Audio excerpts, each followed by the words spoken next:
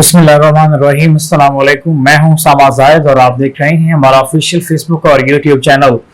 नाज़रीन इकराम, तहरीक लबैक पाकिस्तान पर पीछे की जानिब से लगाए गए सोशल मीडिया पर पाबंदी, इसके अलावा मेन स्ट्रीम मीडिया पर पाबंदी के हवाले से कुछ अहम तरीन पेशरफ्त के हवाले से मैंने बात करनी है। जिस तरह से तमाम पाकिस्तानी हजरात जानते हैं कि पाकिस्तान में पहली दफ़ा किसी सियासी जमहूरी जमात पर इस तरह से बदतरीन पाबंदी लगाई गई, उसका सोशल मीडिया ब्लैकआउट कर दिया गया, उसकी मेन स्ट्रीम पर पाबंदी लगा दी गई, किसी हेडलाइन किसी बुलेटिन में उनकी खबर को बर्दाश्त नहीं किया जाता। तहरीक लबैक पाकिस्तान ने गुज़श्ता दिनों पाकिस्तान बचाओ मार्च किया, उसमें उन्होंने जो कुछ मुआहदे किए हुकूमत के साथ, उनमें अहम तरीन जो उनका मुआहदा था उसमें ये चीजें डिस्कस थी। उसमें भी ये शामिल था कि जो सोशल मीडिया ब्लैकआउट है, पैमरा पर उनको मीडिया ब्लैकआउट किया गया है, उस पर जो लगाई गई पाबंदियां हैं वो तमाम तर खत्म की जाएंगी। इसके हवाले से वजीर दाखिला चूंकि बैरून मुमालिक दौरों पर थे, आज पाकिस्तान पहुंच रहे हैं, तो हो सकता है कि जल्द ही वो आज या कल में उनकी दोबारा मीटिंग हो TLP के वफद के साथ। लेकिन इसके बाद 16 तारीख को TLP दोबारा डेडलाइन देगी, ये भी खबरें आ रही हैं। इसके अलावा कुछ आम तीन डेवलपमेंट्स हैं इसी हवाले से। जो दुबई के अंदर मीटिंग हुई, जरदारी नवाज मीटिंग थी जिस पर मौलाना फजल रहमान ने नाराजगी का इजहार किया, वहां भी TLP का जिक्र सर फहरिस्त रहा। वहां डिस्कस की जाने वाली गुफ्तगू को जो मेरे जराए ने कंफर्म किया, मेरे जराए के मुताबिक जो वहां पर गुफ्तगू हुई, वहां पर सीटें जो बांटी जा रही थी, हल्के बांट लिए गए थे और सीट एडजस्टमेंट पर बात जारी थी। इस्तेकाम पाकिस्तान पार्टी ने 30 सीटें मांगी, तो जवाब में सिर्फ 5 सीटों का कहा गया नून लीग की जानिब से, जिसको इस्तेकाम पाकिस्तान पार्टी ने रद्द कर दिया। ये तमाम तर सूरत हाल में TLP सरफरस्त रही और पहले तो गुफ्तगू में अपनी सीटें बंदर बांट जारी रखी, उन्होंने सीटें और हल्के बांट लिए थे, अवामी राय को पीछे रखते हुए, अवामी राय को सबूताज करते हुए। उससे पहले इलेक्शन से पहले ही अपनी सीटें बांट चुके थे कि 25 आपकी हैं, 50 आपकी हैं, 100 आपकी हैं। लेकिन किसी अक्लमंद ने पास बैठे हुए बताया कि पाकिस्तान के अंदर एक तहरीक लबैक नामी जमात भी है और जमात इस्लामी भी है। इसके अलावा कुछ और दीगर जमातों का भी तज़किरा किया गया जो पिछली की निस्बत अब मजबूत पोजीशन रखती हैं। TLP का बाकायदा जिक्र किया गया, तो इस पर एक हुकूमती वजीर ने मुस्कुरा कर जवाब दिया कि उनको हम कंट्रोल कर लेंगे, जिस पर एक और समझदार बंदे ने उनको कहा कि कंट्रोल करना इतना आसान नहीं है और मैं अकल पर मातम किया जा सकता है इन तमाम सूरत हाल में इस शख्स पर जो बात कर रहा है कि TLP को कंट्रोल किया जा सकता है। देखिए, किसी भी सियासी जमात को आप चंद पॉइंट्स पर कंट्रोल नहीं कर सकते।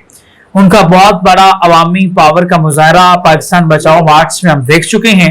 इसके बावजूद कुछ और तो आम तरीन चीजें हैं। एक तो ये है कि दुबई मीटिंग में आम तरीन डिस्कस TLP को किया गया, तो कोई भी उस तीसरी जमात को कबूल करने के लिए तैयार नहीं है।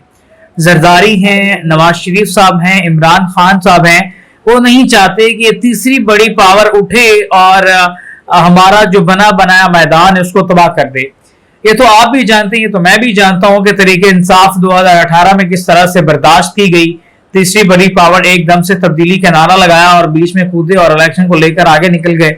यही सूरत हाल अब तरीके लबैक की भी है। अवामी उनकी जो पावर है उसका मुजाहरा वो कर चुके हैं और उनका वोट बैंक भी आपके सामने है, तो उनको कबूल नहीं कर रहे। ना तरीके लबैक को कबूल कर रही है मुस्लिम लीग नून, ना कबूल कर रही है पीपल्स पार्टी, ना PTI। तो सारे सिनेरियो में जो चीजें अहम तरीन है वो ये हैं कि अवामी जमहूरी जो अंदाज है उसको किस तरफ लेकर जाया जाएगा, आपकी और मेरे वोट की वक़्त कहां पर उसको इस्तेमाल किया जाएगा, आम आदमी के राय को कहां पर वैलिड करार दिया जाएगा। सवाल ये है, मेन फैक्ट ये है कि अवामी राय को कब तक इस तरह से सबूताज किया जाता रहेगा। एक पाकिस्तान की तीसरी बड़ी जमात को इलेक्शन के डिस्कशन में ना लाना, ये कहाँ की जमहूरियत है, ये कहाँ की सियासत है। और दूसरी जानिब इमरान खान साहब हैं, 9 मई के स्ट्राइक के बाद ना तो उनकी पार्टी को बैन किया जाएगा, ना इमरान खान को जेल में डाला जाएगा, ना उनको इलेक्शन से बाहर किया जाएगा, बल्कि ये मैं कंफर्म कर रहा हूँ, ये आप बात रिकॉर्ड पे रख सकते हैं, ये वीडियो मेरी मौजूद रहेगी इंशाल्लाह। नवंबर में इलेक्शन होंगे। 8 अगस्त या 9 अगस्त को असम्बलियां तहलील कर दी जाएंगी। वक्त से पहले असम्बलियां तहलील होंगी और इलेक्शन 60 की बजाय 90 रोज तक लेकर जाए जाएंगे और नवंबर के अंदर इलेक्शन होंगे। ये कंफर्म हो चुका है, इसकी मुकम्मल डिस्कशन हो चुकी है।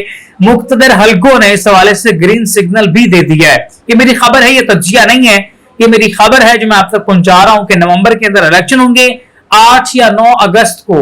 ये डेट आप नोट कर सकते हैं, 8 या 9 अगस्त को आपकी असम्बलियां तहलील कर दी जाएंगी। वक्त से पहले अगर असम्बलियां तहलील होती हैं तो आइन के मुताबिक 90 रोज के अंदर इलेक्शन होना होते हैं। अगर टाइम पूरा करके असम्बलियां टूट जाएं तो 60 रोज का ये सिनेरियो होता है। तो 90 रोज के अंदर इलेक्शन होंगे, चूंकि नवंबर में चले जाएंगे तो उसमें और तहरीक इंसाफ को पहले तो बाहर रखने की कोशिश की गई है। जो इलेक्शन कमीशन ने लिस्ट जारी की उसमें तहरीक इंसाफ का नाम नहीं था। जब तहरीक इंसाफ ने शोर डाला तो 101 नंबर पे उनका पार्टी का नाम रजिस्टर किया गया। और ये भी हैरान होंगे कि पाकिस्तान के अंदर 100 से ज्यादा मोर देन 100 जमातें जो हैं वो पाकिस्तान के अंदर रजिस्टर्ड हैं, सियासी जमातें। आप और मैं सिर्फ 10-12 जमातों को जानते होंगे, आम पाकिस्तानी की बात कर रहा हूँ। 100 से ज्यादा जमातें पाकिस्तान की सियासी जमातें रजिस्टर्ड जो इलेक्शन के अंदर हिस्सा लेने जा रही हैं।